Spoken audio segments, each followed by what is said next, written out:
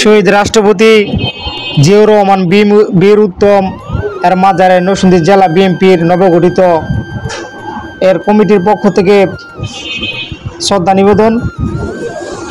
উক্ত অনুষ্ঠানে উপস্থিত ছিলেন নরসিংদী জেলা বিএনপির সভাপতি খায়রুল কবির খোকন এবং সাধারণ সম্পাদক মঞ্জুর এলাই সহ আর অন্যান্য সকল দলের অঙ্গ সংগঠনের কর্মীবৃন্দ।